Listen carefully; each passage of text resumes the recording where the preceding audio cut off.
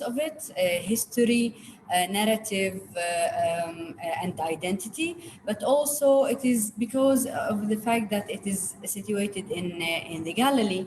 It had the people of Nazareth had have a lot of and still do, of course, a lot of trade and business relations with neighboring Jewish towns and villages. Um, Maybe I can tell you a little bit about the Arab community in Israel in general. I know that you said that budget makes people bored, but I think that Right. if we Before you go on, I just want to state that we are now broadcasting live on Facebook. And before we continue, I just want to reorient anyone who's joined us late or who is now watching us on the live instead of through the Zoom. We are here with Ghaida. She is an activist for the Arab community, and she's going to speak to us about her story, about how she's taken all of her different degrees and experiences in life and uses them today for improving economic circumstances for the Arab community.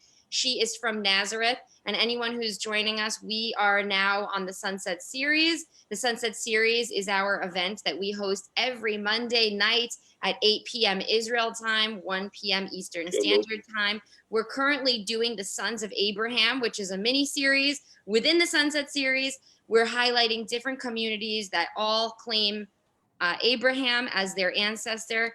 And now we are with Ghaida. She is telling us about her experience. And please go ahead, tell us, you were telling us about how the budget may seem a little bit boring, but it's very impactful. And here's why. I encourage everyone to hold their questions and put them in the chat. We'll get to them at the end.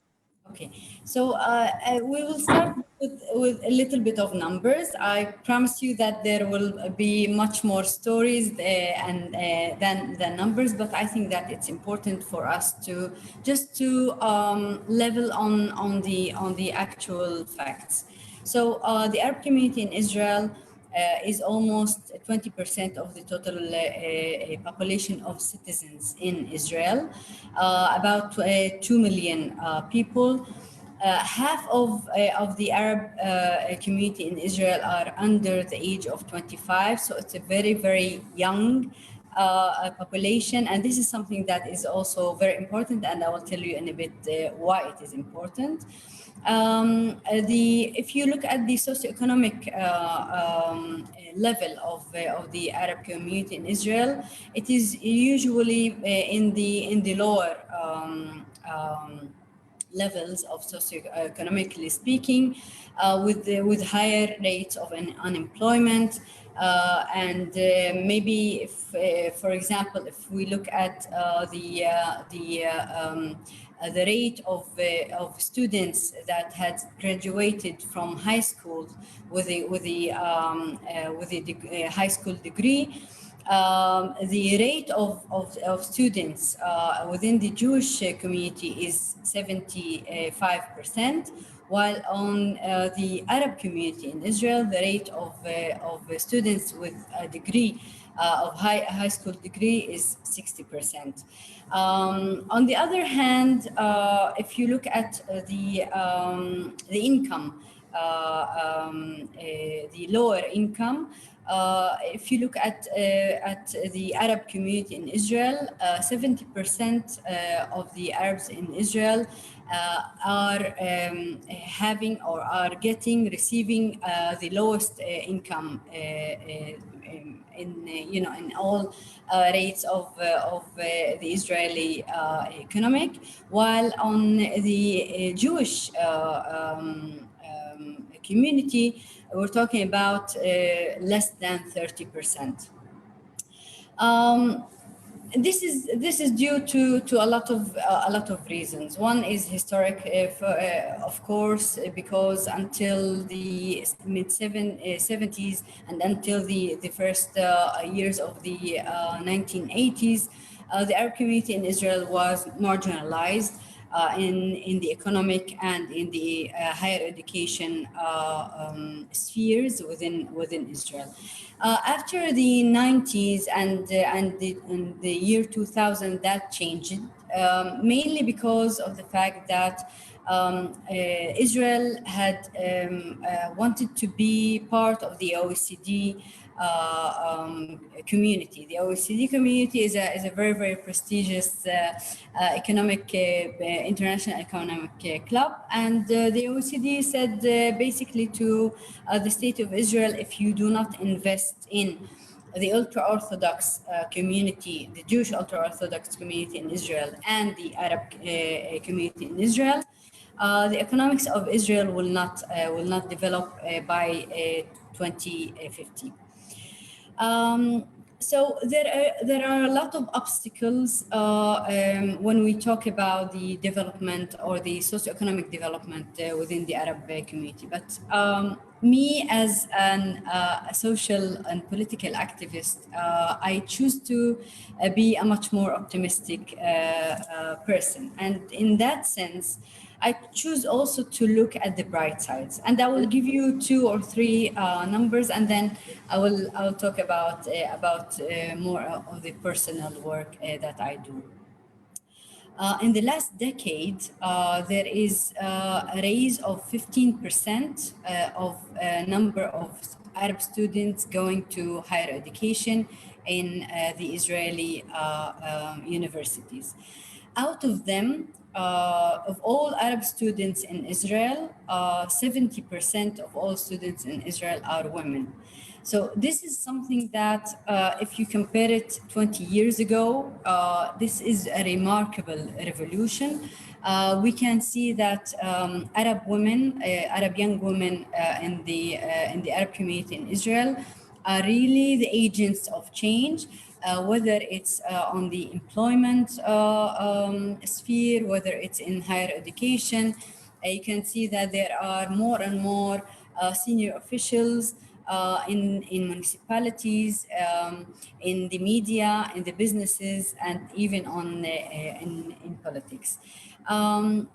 In all, I can say that the startup nation that Israel had started to develop or to be developed as a startup nation in the last 15 years had also affected positively, of course, on the economics of the Arab community in Israel. We can see that more and more Arab young engineers coming from the Technion, which is the Israeli MIT, and be part of this technological revolution. Why do I do what I do in general? Maybe I can tell you a little bit about my own personal journey. 20 years ago, I was a young mother of 2, and we lived in Nazareth. We lived in a really nice neighborhood, and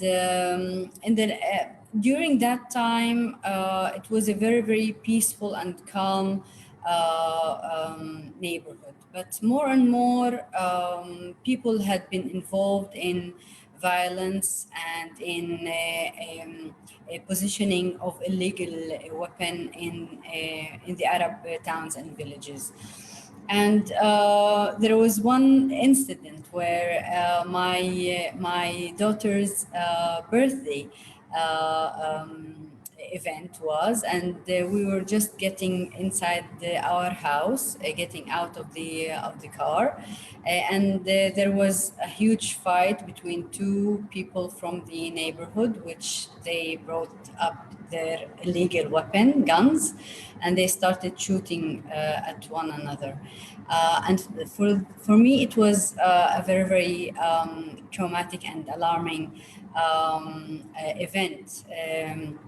Before that, I thought I wasn't as much as involved as an activist, but for me, I think that event or that day, I understood that if we as a community would continue to talk about the fact that Israel as a state or as policy or as a government is prejudiced against us and is racist against it, and not to do anything about it, and not to take reality and to be agents of change, nothing will happen.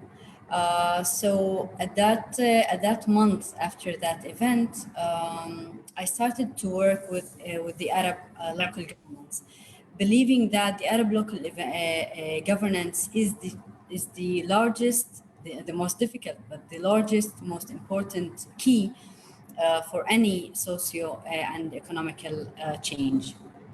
And in that sense, that was the trigger where I established the Injaz Center, where we started as a very, very small nonprofit organization working with Arab local governance, Arab mayors, Arab senior officials to make their ask vis-a-vis the government based on data, based on budgets, based on research, and making the case in which where we cannot only say that our situation is a very, very difficult and complex situation and we cannot do anything about it. We need to change the discourse in a way that we have to say that it is in our hands and we can change our reality by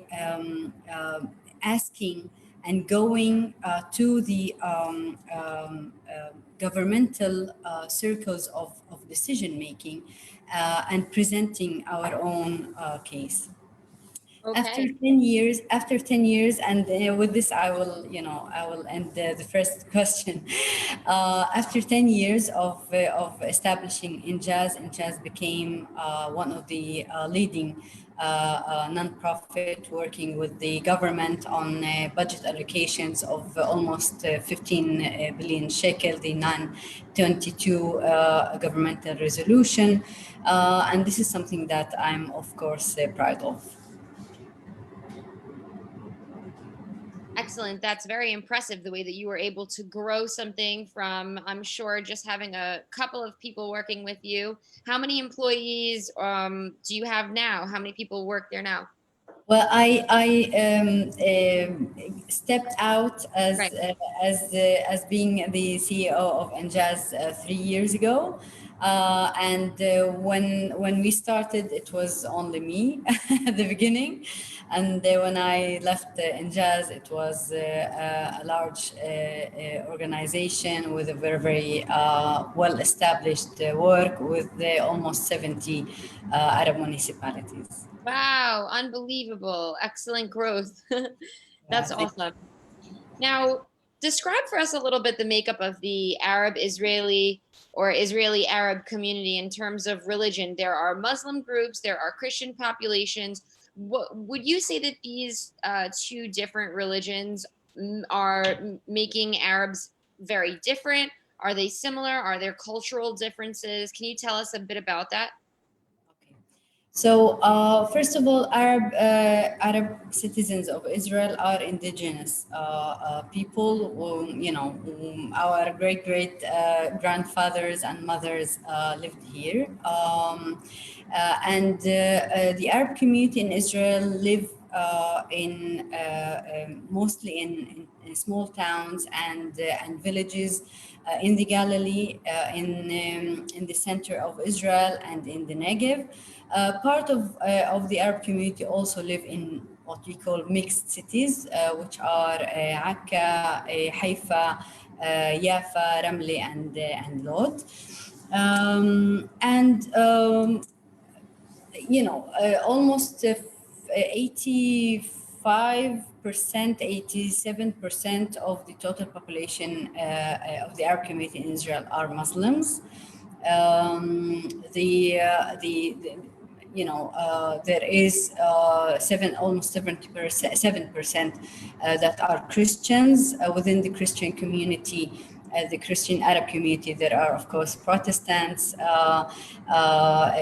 Catholics, Greek Orthodox, etc. And also there are the Druze community, which is also an Arab community. They are not, they have their own religions, but they are also Arabs. We are all Arabs. We have the same history, we have the same traditions, we have the same narrative. And we have the same, of course, the same reality. But there are several nuances, of course, more on the cultural nuance. I am Muslim, Arab, and I grew up in a mixed town of Muslims and Christians in Nazareth. I learned in my high school. It was a private Catholic school, so it's a very tough school, but it's a very good one. And I have a lot of Christian friends. I have also a lot of Jewish friends, obviously. For me, being a friend of someone, I look for people that have good values, that are human, that are humane, people that are humble, and people that accept me for who I am. So these are my friends. And we grew up in a town where our neighbors were Christians. So every time we have Christmas, they invited us to put the things on the tree, etc., etc. So it's a nice relation. If to be a little bit more on the depth side, I think that there are times where, sadly speaking, Christians and maybe also Druze feel that they are a minority within a minority. And there are sometimes there are sort of a tension. I think that the Muslim community, within the Arab community, the Muslim community, because of the fact that we are the majority, we are responsible to making sure that we are inclusive, and that all minorities within the Arab community feel that they are part of the total population. And do you believe that there's enough cultural similarities between Muslim Arabs and Christian Arabs that it's very seamless? Or would you say that would you say that the culture is the same, but the religion is different? Yeah, the culture of course is the same. Well, it's the same music, it's the same literature, it's the same narrative, it's the same heritage, it's the same food, which is very important as well.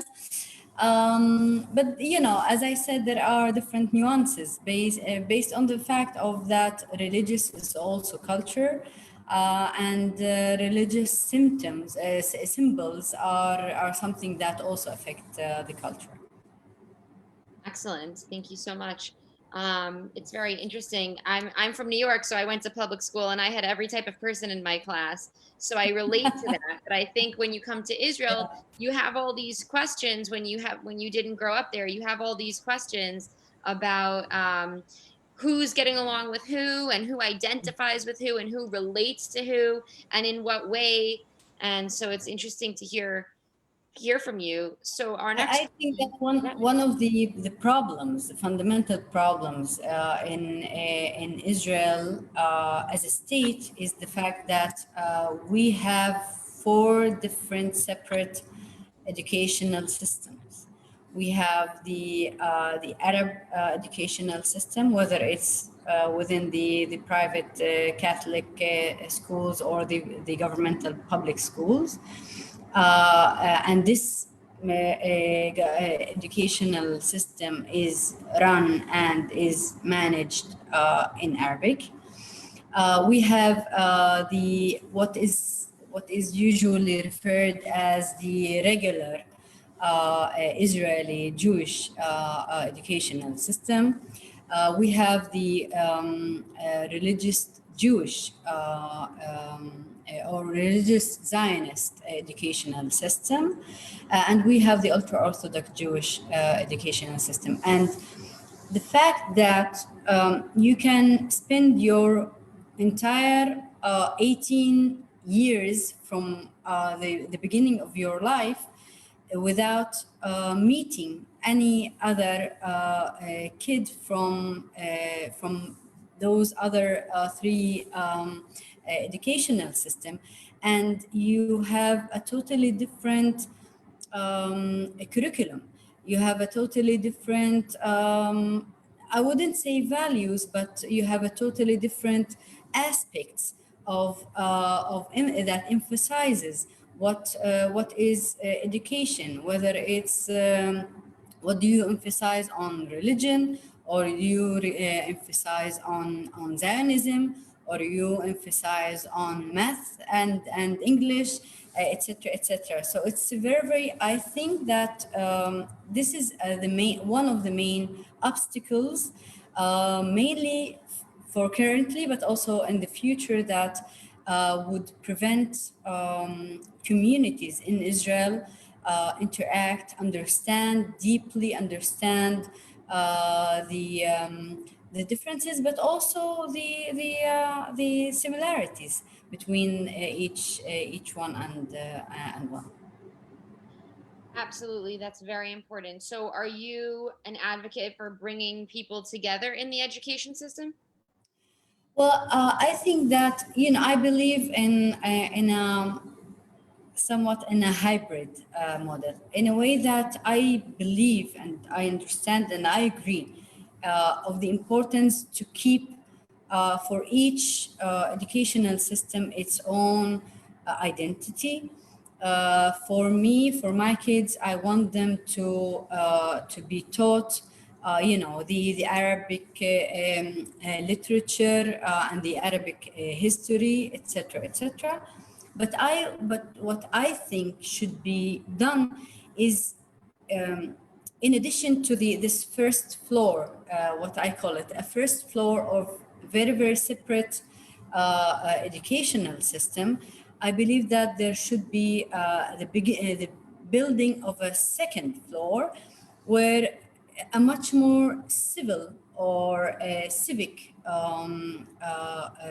mutual educational system should be established, where students from every school can be aware of what is important for other students from the other educational system. And when I look at our politics in Israel, I think that it is a reflection of this separation. We are in Israel we're very experts in the politics of identities, but I think that there should be another layer to be built, taking the civil identity and promoting it, developing it, and bringing content to it. Very interesting. Thank you for sharing that unique idea. So tell us a little bit about the what we can learn as a distinction in the Arab Muslim society. So give us a little bit of a picture of some religious customs, some cultural customs, things that might be different in the social structure, or religious things that we may not know about. Maybe not some of the standard things, some things that are a little bit more niche that we be interested in learning. I'm sorry, I couldn't hear the last. I asked if you could talk about some of the niche or unique things that we might not know about in Muslim society, and that could be religious, cultural, traditional. Okay, so the Muslim society in Israel, the Muslim Arab society in Israel, is very, very similar culturally speaking to the Jordanian or the Syrian Muslim Arab society, culturally and tradition wise. Um, One difference between us and Syrians, for example, is that within the Syrian or the Lebanese or the even the Iraqi Arab Muslim society, where they have several sects within the Muslim community. They have Sunni and Shia and other different sub communities. In Israel, the Muslim community is all Sunni. We don't have any Shia. So it's a much more relaxed community in this sense. Um, Culturally speaking, I can say that, and this is something that is similar to what trends that are happening in the Arab world and also in other parts of the world, where you can see that more and more people, young people, and it doesn't matter if there are more academics or if they are more, professional, etc. More and more people are getting closer to, and closer to religious, or may I say to practicing religion. And I think that this is part of of maintaining some sort of a identity, a cultural religious identity. You can see that more people, more younger people, are fasting in Ramadan, going to the Hajj in Saudi, pilgrimage, and there are more and more people, young people as well, that are going to the mosque, pray on Fridays. But again, if I want to emphasize that that doesn't say a lot about the political translation of it, because I think that more people from our community getting more practicing more religious, it doesn't say that they are their politics is more of saying that we want to be a part of the Israeli how do you say, political environment. If you look even at our political parties in the last couple of weeks, the Islamic movement within the Knesset is leading a very, very brave, if I say, trend where they are saying that, okay, maybe the Likud party and its leader Bibi Netanyahu is not our partner on the political platform, but we have to negotiate with the Likud government in order for us to get more advanced on budget allocations for the Arab community. So there is much more pragmatism in our politics, and there are a lot of trends that you can see that are resembling to what is happening also in the Arab world. Okay, great. Very interesting about more religious people coming back to the religion. This is a two-part question. How do you and your community view the place of Arab society in Israel today? What are your thoughts and feelings about about being a minority in a Jewish state? And what are the most politically pressing socioeconomic issues for the Arab people in Israel today? Okay, so I will start with the first question. Um, I would say that the Arab minority in Israel are constantly reminded of the fact that we are a minority. Even if you go and drive, a main road or a main highway in Israel, you can see that there are, the signs in, near the road are signing mainly Jewish towns and villages. And you can see that the presence of Arabic language and Arabic culture and Arabic presence in politics, in the media, in the Israeli media, of course, in decision making and in higher education is something that we have to struggle for constantly. Um, I after I graduated from high school in Nazareth, I went and started my bachelor degree in Jerusalem, in the Hebrew University. And I majored in psychology. And there in our class, we were 120 students, and I with along with another Arab student, we were the only two Arab students in our class. And back at that time, I'm not saying that people treated us differently, but people couldn't really understand how to treat us. There was a constant reminder of the fact that there is some sort of an estrangement. Now, as I said earlier, because I'm of the fact that I'm a political activist, I choose every day to be an optimist and try to figure out where the points of light.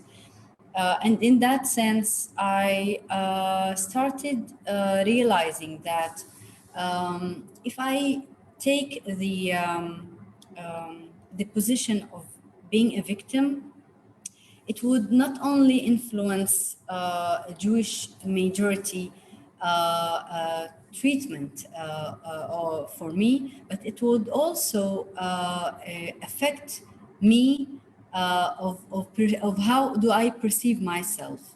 Um, um, I wanted for my whole life to empower myself and to empower my community by saying that the solution and the change we have to bring it. I can give you one example. 2 years ago, the Ministry of Finance wanted to have a special committee to examine an issue of a pension. This is something that it's an economical issues for all citizens in Israel. And the Minister of Finance asked me to be a public representative. And of course, I agreed, and I was honored to be part of this committee. But what amazed me and surprised me and made me really mad is that there were a lot of people from my community that asked me, why do you go to these committee? It's like something that it doesn't affect us directly. It's something for all citizens. And I said, yes, because of the fact that it is something for all citizens, and because of the fact that I'm not only a minority here, I'm a citizen as well. And being a citizen, I have a responsibility to all citizens in Israel, not only to people from Fahm and Nazareth, but also I have a responsibility for people in Haifa, in Tel Aviv, and in Beersheba. And in that sense, I want to be part of this committee. So if I'm trying to answer this question, with the notion of saying that once the minority take responsibility not only on changing its own reality, but changing also the majority's reality into a better reality, then we would really start being much more empowered. Excellent, beautiful. Nothing that I like better than someone taking responsibility, especially the women. So here's my next question. Do Israeli Arabs view themselves as part of the larger Palestinian people? And we're talking about the Palestinian people in the West Bank and Gaza. If a Palestinian state would come about in the West Bank and Gaza, would or should the status of Israeli Arabs change and go to become something else? Would they have, in your view, would they have joint citizenship in both states? What about the relationship to Palestinians in Jordan and the rest of the world? What do you see as your responsibility toward those communities? Okay. So I will answer this question in two parts. One is saying that before the establishment of the State of Israel, the people that lived here were all Palestinians.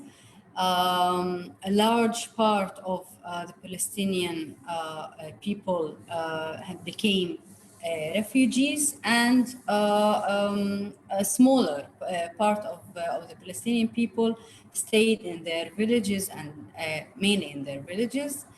And became citizens of the State of Israel.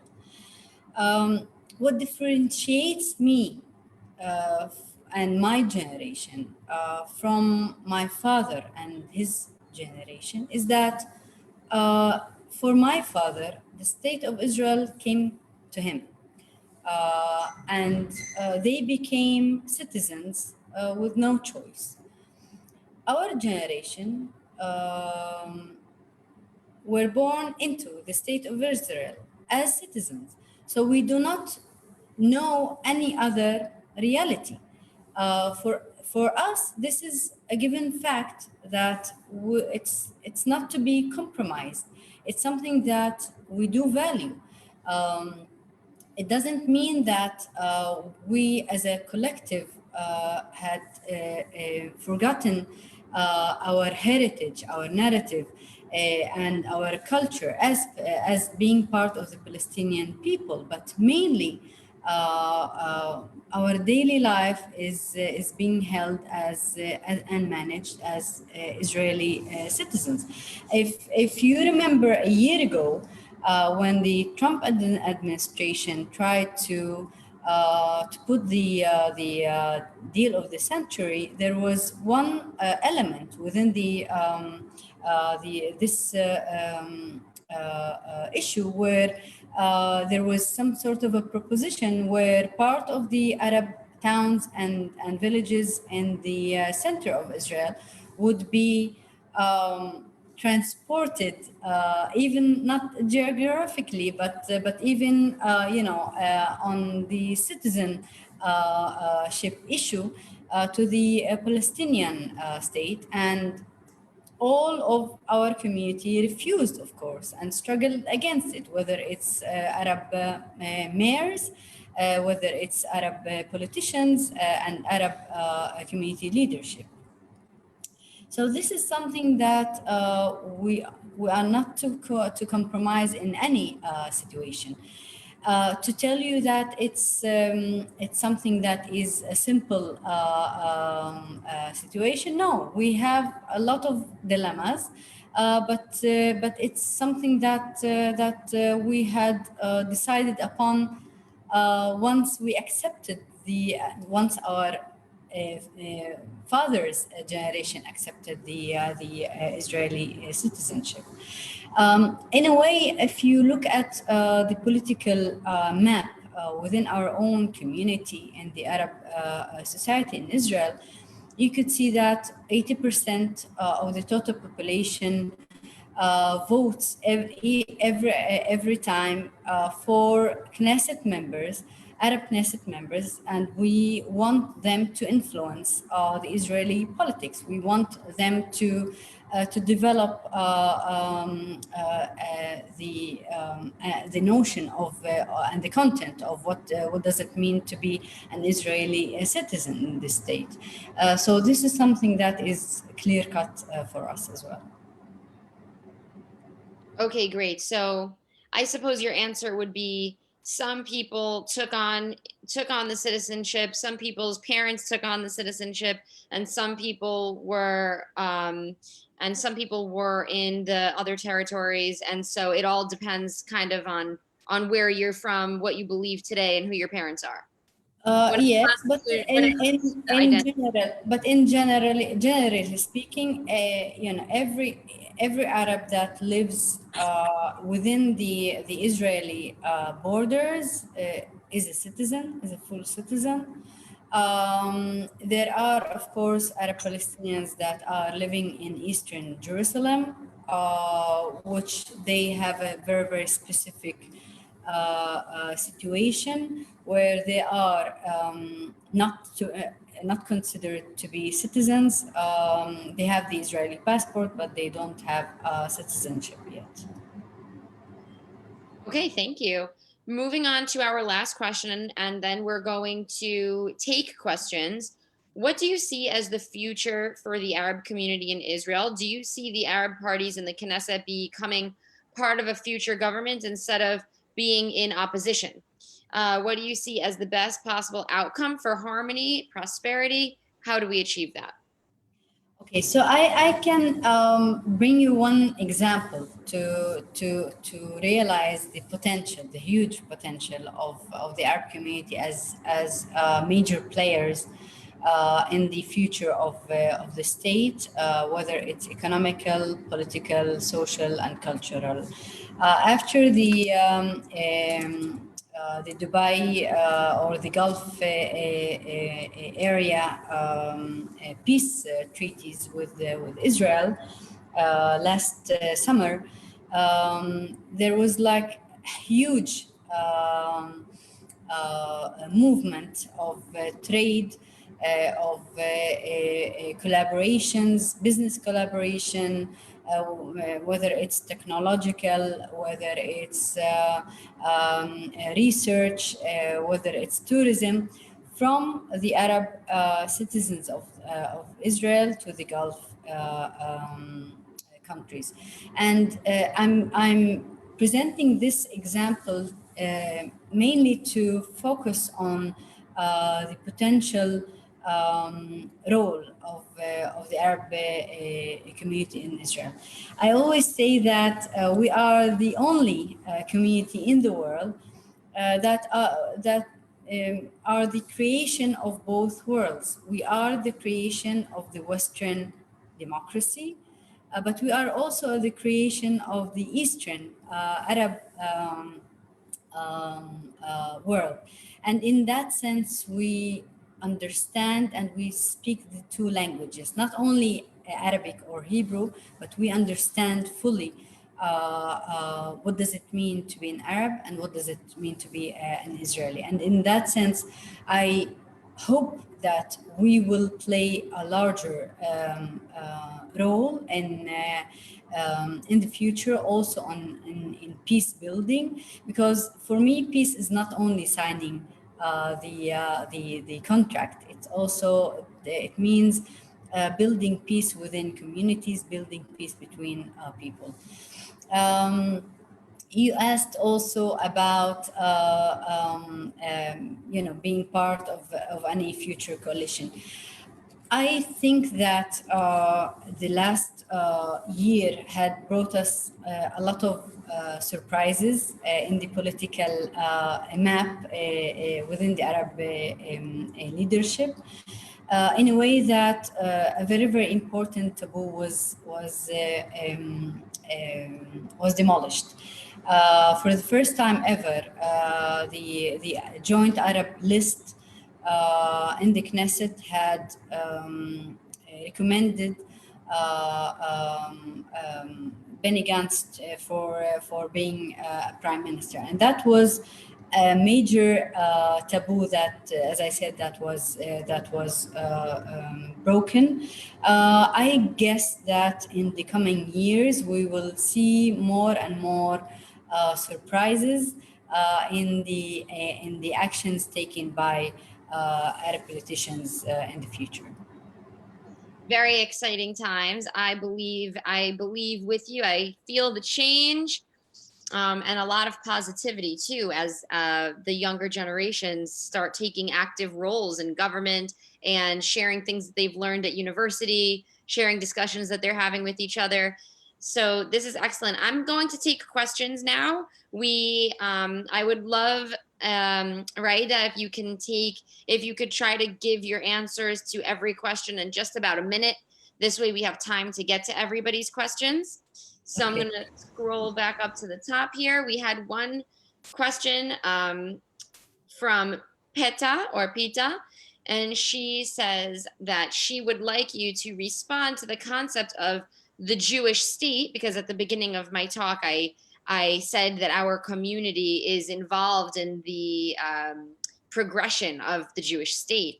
And so a couple people were interested to know, is this a politically loaded term for you? How do you feel about the term, the Jewish state? Okay, so in 1 minute, as I said, being an Arab citizen of the state of Israel holds a lot of dilemmas and difficulties and complexities. But when we talk about the geopolitical solutions in our region, and we as a community vote for and struggle also for two-state solution, then when we talk about the establishing the Palestinian state in the West Bank and Gaza, then we have to accept the fact that Israel is a Jewish state. Okay, excellent. Thank you. Do you consider well, we sort of know the answer to this question, but coming from Jake, this was earlier on. Do you consider yourself an Israeli? Part two, do you think Arab and Jewish Israelis can build a shared national identity? Shared civic identity, not a shared national identity, because my nationality is different than the Jewish nationality. But I believe that we could build a shared citizenship where it's not just on paper.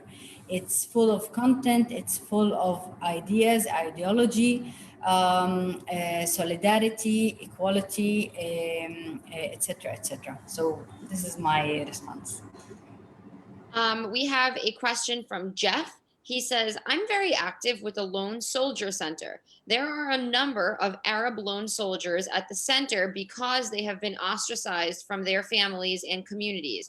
Could you talk about what is needed for the IDF service to be accepted within the Arab community? Is that even a possibility?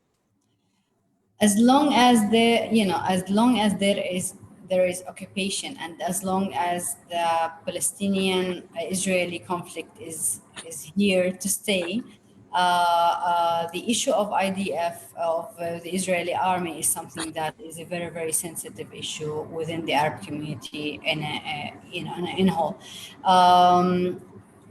Once the Palestinian-Israeli conflict is ended, and once the Palestinian state is established, I think that there will be a lot of changes that we can see.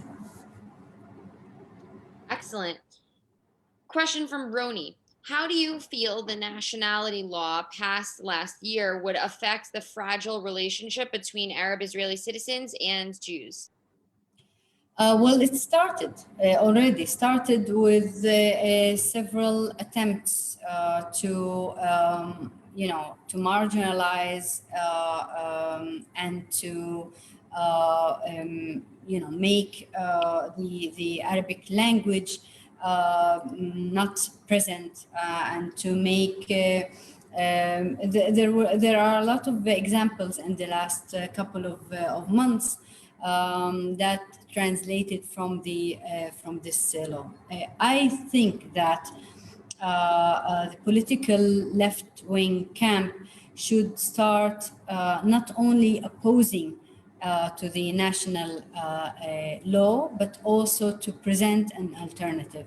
An alternative that I think that could talk and should talk about equality law and what does it mean to be an Israeli citizen in the state. Beautiful. Question from Miri. I know that issues regarding gay rights have threatened the unity of the Arab parties on the joint list. In the future, do you feel that different Arab parties will be able to work together, or will these different views on gay rights cause a rift? Okay, so let me start by saying that the Arab community in Israel is a much more traditionalist community, relatively speaking, of course, and compared to the secular Jewish community in Israel. In that sense, the issue of gay rights is something that is much more sensitive. As I mentioned also before, a younger generation is also practicing more and more religion, and within the Judaism, Christianity, and Islamic rule of law, the issue is sensitive. I'm a political social activist, and I believe in human rights. And in that sense, I believe that gay rights are human rights. But I also believe in the power of change. And I believe that in that sense, there is an evolution that is happening. We are part of the world, globally speaking. And we are also affected by things that are happening in Israel and also internationally speaking. So, do you believe that the parties are going to be able to come to an agreement at some point in the future or become more progressive? There is, the Arab political parties. There are four Arab political parties that are presented in the Knesset, and each one has a very, very, very, very strict identity, politically speaking. But in that sense, they managed to unite for at least four years. And in that sense, I think that they understand that there are much important issues to be united upon, and that they can work even if they don't agree upon all issues. Do you does your activist work extend into the West Bank or Gaza, or do you focus only on Arab communities within Israel? Me personally, I focus on my work within the borders of the Israeli state, working with the Arab community in Israel. There are several Arab NGOs in Israel that work with other NGOs in Ramallah, mainly in the West Bank, on humanitarian issues, on women's issues, students, etc., etc.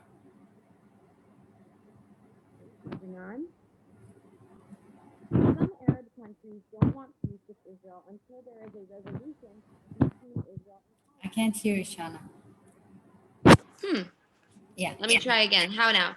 Yes. Some Arab countries don't want peace with Israel until there is a resolution between Israel and Palestine. How do most Arab Israelis feel about this? This question is coming from Misha. Well, I totally understand it. As I mentioned before, the issue of occupation and the issue of ending the conflict between the Palestinians and Israel and establishing the Palestinian state is something that is very, very crucial to the Arab community in Israel. And I think that it's an issue that once the Israeli government and the Palestinian Authority would agree upon, it will open a lot of other channels of collaborations, whether it's within the Arab world, but also within the Muslim world. You know that there are a lot of Muslim countries that are not Arabs. So this is something that I truly believe that it's a very crucial key for any future collaborations between Israel and the Muslim and the Arab world. Excellent. Thank you for that. Now, we are going to wrap up unless anybody has one more question. I'm going to give everybody a moment to put in any other question that you may have while I talk about what is up ahead. So first of all, thank you, Ghaida, for both giving us the extended versions of the questions and answers, as well as giving us the 1 minute concise answers that we had only time for at the end. So up next, our Sons of Abraham series continues. We will be speaking with a Palestinian man. He is an activist. He has been in prison before for his activism. His name is Sulaiman Khatib. He is the founder and director of Combatants for Peace and a Nobel Peace Prize nominee. So he is going to be with us. Yes, we're very much looking forward. So everybody can bring their questions. We're going to talk to him about what life is like, as I should say, on the other side of the border. Even though those borders are so thin, but they are very present. And so we do not get to always hear from those people in the territories. And we're going to hear from them next week. It doesn't seem that anybody has any more questions, which means that you have used all of the subjects that you have learned in order to inform us on the psychology and the budget and the law. So thank you so much for all of that. Everyone, I would love if you want to hear more from us to please put your email in the chat, and I am going to save your email, get you onto our mailing list so that you'll never miss any of our events. I am a news reporter and journalist when I'm not doing the Sunset series. So I produce a daily show called the Israel Daily News Podcast, which is an energetic roundup of the daily headlines coming out of Israel. I do 1 to 2 minute stories. You get 5 of them. And then at the end, we put some music from up and coming Israeli artists. So if anybody knows anyone who is putting out music, Arab or Israeli, that would be excellent. So you can find that. Please put your email addresses. We'll get you on our mailing, and you can find us. I'm going to write here in the chat, Tribe Tel Aviv. You can find us on social media, on Facebook, and you can find me. I'm putting my contact information for Instagram and for Facebook as well. Right, is there anything that you would like to tell us, or any way that that anybody who has more questions can contact you? Well, you can put my email, of course, and I would be happy to, answer any other questions and remarks. And thank you very much. Thank you. Like I said, if anybody would like to get in touch with Ghaida, I have her email address and her contact information, so please do reach out. And if you would like to get on our mailing list or find out any more information about the Sunset series, about Tribe Tel Aviv events, or about my show that I do separately, the Israel Daily News Podcast, I would be happy to answer those questions. In the meantime, everyone have an excellent week. Shavua Tov. Thank you, Ghaida, for your time. Thank you.